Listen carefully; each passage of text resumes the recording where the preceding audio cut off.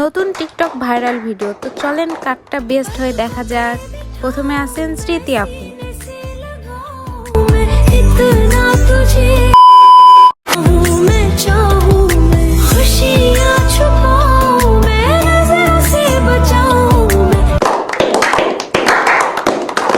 দুই নম্বরে আছে বিথি। কাটটা বেস্ট হয়ে অবশ্যই কমেন্ট করে জানাবেন।